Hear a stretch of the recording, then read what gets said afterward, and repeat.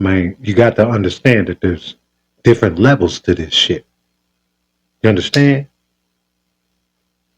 This thing we call gangsterism, this thing we call gang banging. There's levels. There's a pecking order.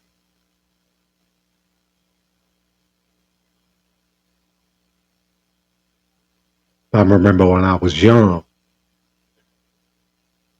I had the privilege of being able to sit down with one of my elites behind bars. You know what I'm saying? And he sprinkled me with that knowledge. He told me out of 100 vice lords,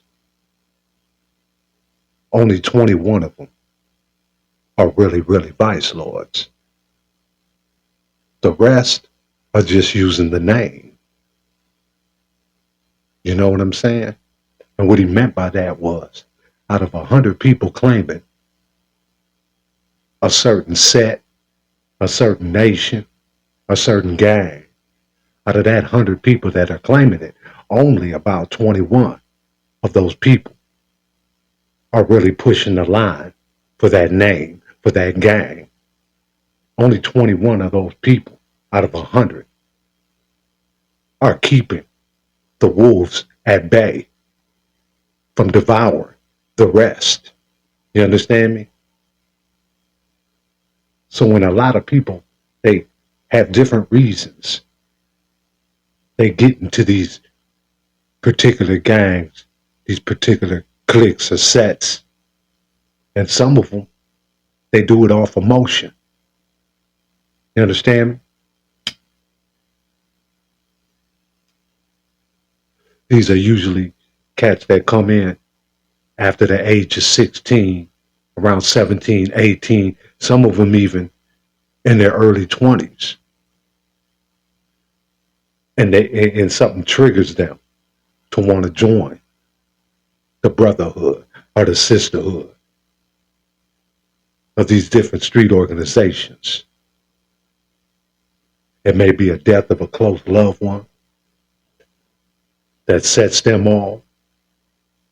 Now they want to ride. Now they want to carry the torch of this loved one who was once a part of this organization or this gang. So they join off emotions. Now, they're not matching up to those who have joined first generation, second generation, who have come in at the age of 12, 13 years old. Those who were raised in it.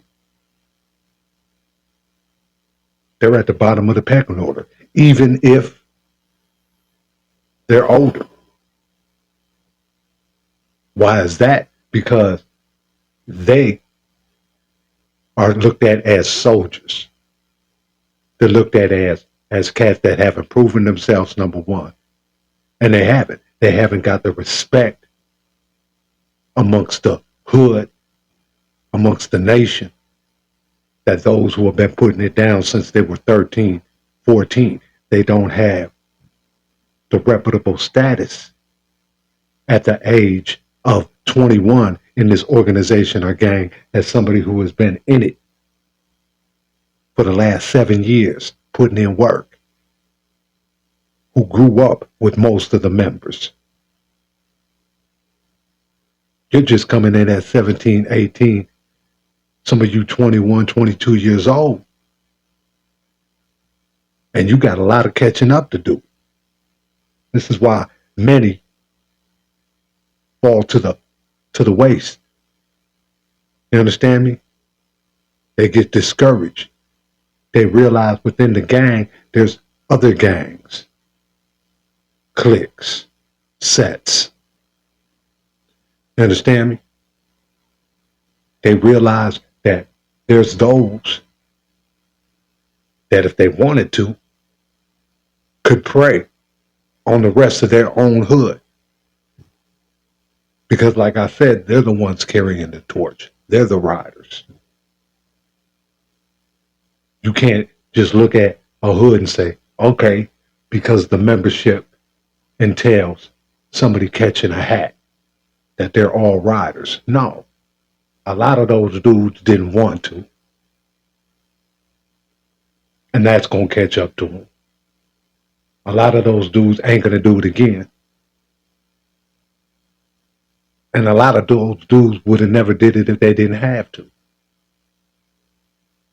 They're in a different category than those who did it for fun, than those who feel like the hood is them. They are the hood.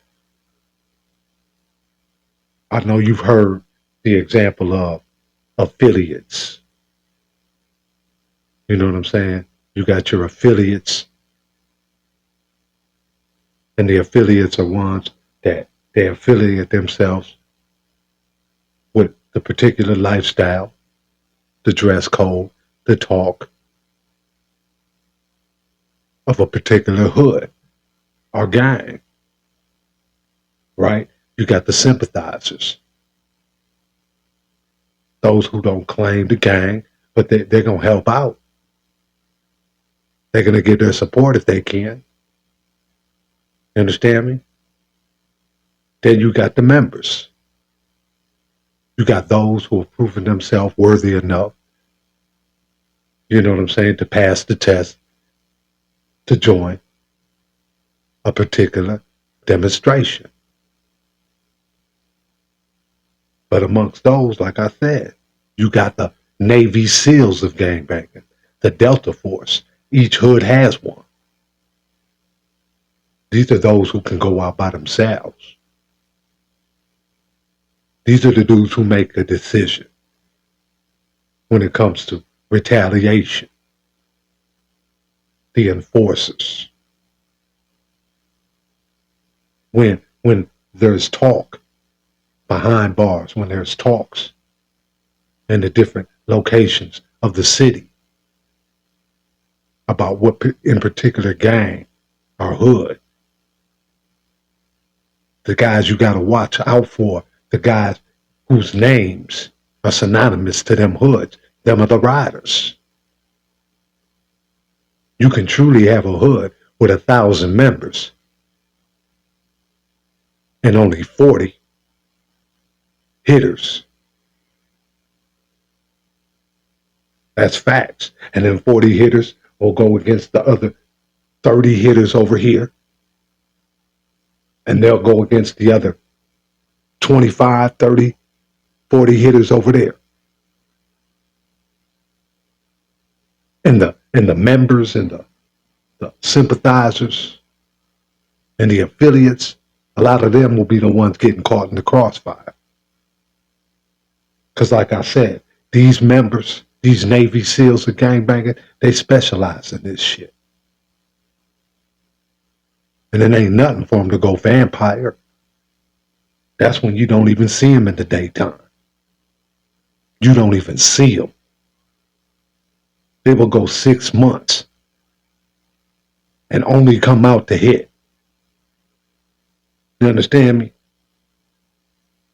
The objective for these members is to destroy another hood by decimating its membership. We will either destroy you by catching so many hats in your hood, there's no members, or you'll go to jail trying to destroy us. Either way, we're going to clear out your hood. But it's almost virtually impossible because you've only got a certain amount of dudes going against a certain amount of dudes, and they stay so low key and hidden. They're chasing each other, trying to catch each other, and it's almost impossible. So they're just picking off dudes in between. Then you get into the problem of, like I said, dudes joining these hoods and these nations for emotional reasons who aren't really dedicated, who came in a little too old. They don't have a relationship with their hood like they're supposed to have. You can say what you want, but if they look that different. And a lot of these dudes are the dudes that get caught up, DP'd over some bogus shit, robbed, misused, sent off. You understand what I'm saying? then they become disgruntled. You understand me? So just know, if you're thinking about joining this lifestyle, hey, it's not too wise. You understand me? That's number one. And number two, this these entities, these organizations, these street gangs were created by youth. You understand me? And you have to develop in them. It's a sad thing, but you have to develop. You have to survive from a young age to a certain age to get the credit, and that's almost impossible. You've seen how many have lost their lives. You see the other credible cats my age. It's a few of them that ain't off a substance, that ain't either alcoholics or, you know what I'm saying, smoking something besides the cannabis, because they can't deal with the things that they done in the past.